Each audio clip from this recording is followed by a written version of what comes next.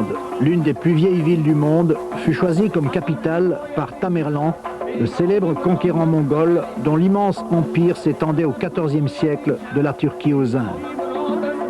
Aujourd'hui, Samarcande témoigne toujours de la grandeur passée de ces gigantesques étendues de steppes de l'Asie centrale qui forment le cœur de l'Ouzbékistan, l'une des 5 républiques musulmanes au sud de l'ancienne URSS.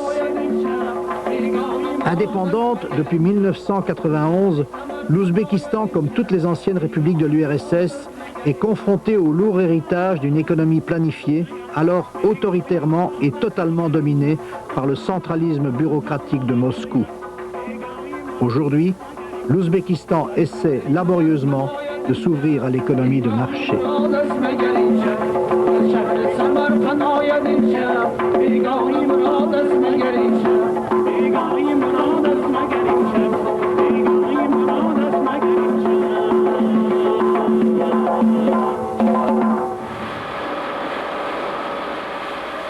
M. Jae Kwon Park et ses 2 collègues, M. Myung et Sang, sont sud-coréens. Ils font partie d'une mission d'évaluation de l'industrie électronique ouzbek qui, durant l'existence de la défunte URSS, était quasiment entièrement consacrée à la fabrication de matériel militaire pour l'armée soviétique.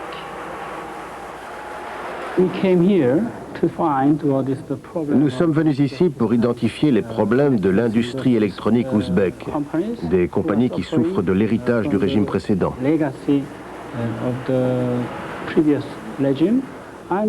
Pour vous donner un exemple, je vais les aider à trouver les moyens de passer de l'ancien système à un nouveau système basé sur l'économie de marché. M. Jae Kwon Park est tout particulièrement qualifié pour cette mission. En effet, il a été pendant 5 ans en Hongrie, un autre ancien pays communiste, le directeur général d'une succursale locale du puissant groupe sud-coréen Samsung, spécialisé dans l'industrie électronique. La situation de la plupart des entreprises industrielles que M. Park et ses collègues de Samsung ont découvert ici en Ouzbékistan est loin d'être brillante.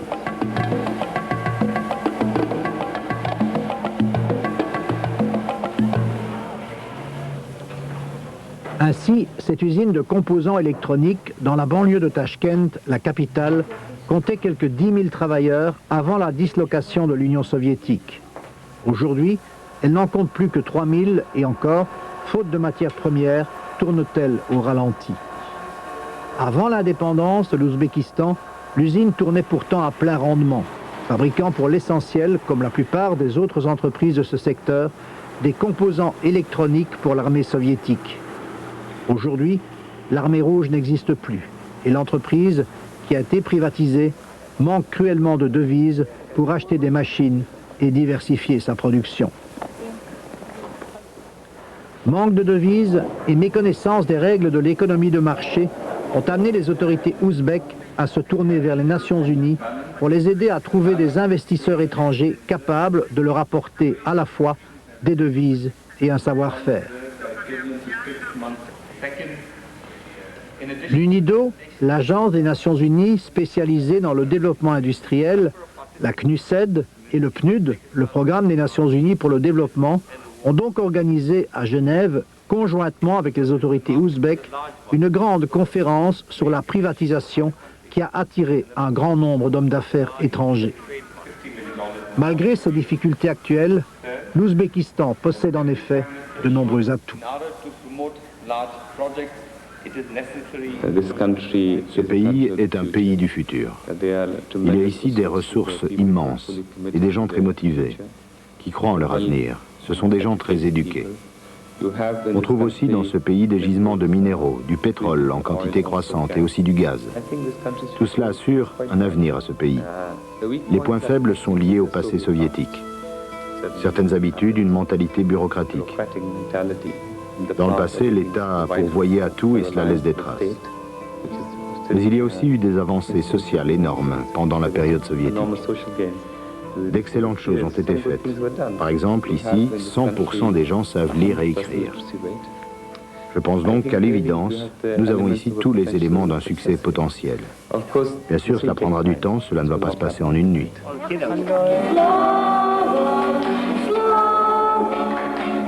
M. Park est un homme de cœur et un chrétien fervent comme beaucoup de Coréens qui sont nés, eux, et vivent en Ouzbékistan.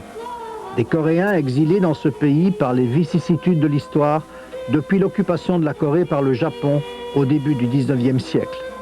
Ils y ont fait souche et sont aujourd'hui l'une des composantes de la véritable mosaïque de peuples qui vivent en Ouzbékistan.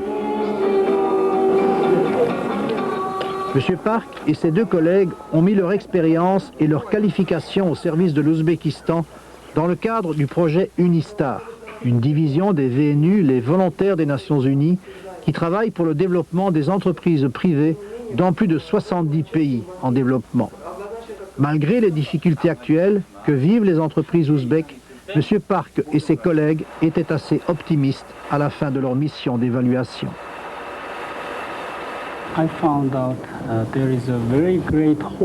Je crois que l'on peut avoir de grands espoirs pour l'avenir de l'industrie électronique ouzbèque. Parce que ce sont des gens très énergiques qui font tout leur possible et qui ont une très forte volonté de remettre en marche leur industrie. Je crois sincèrement qu'ils ont l'avenir devant eux.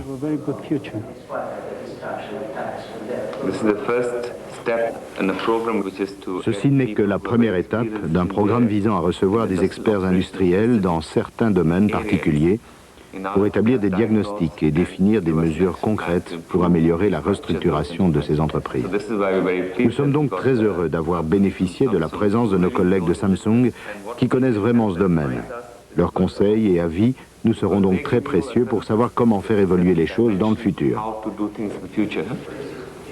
Le processus de restructuration sera peut-être difficile, mais nous devons voir les réalités en face. Nous ne pouvons pas échapper au marché. Le futur de cette industrie est maintenant entre vos mains.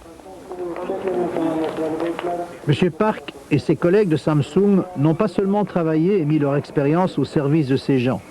Ils se sont aussi fait des amis ici, comme Mme Katerina Ponieva, qui dirige le service import-export de l'une des plus grandes usines électroniques ouzbèques.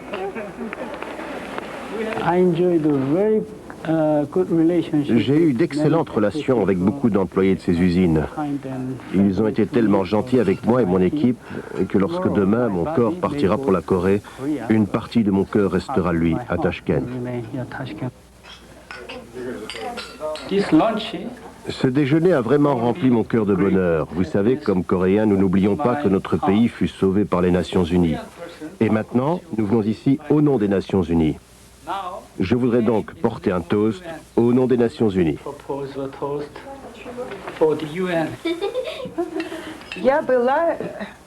En 1942, j'étais à Stalingrad, dans un corps d'artillerie.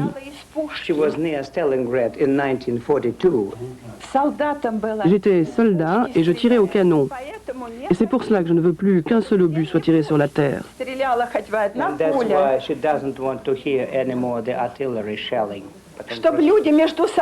Soyons tous amis. Il faut que tous les peuples se connaissent, s'acceptent et ne se disputent plus jamais, afin que la paix règne enfin sur la terre. La paix, assez de la guerre, assez de la guerre.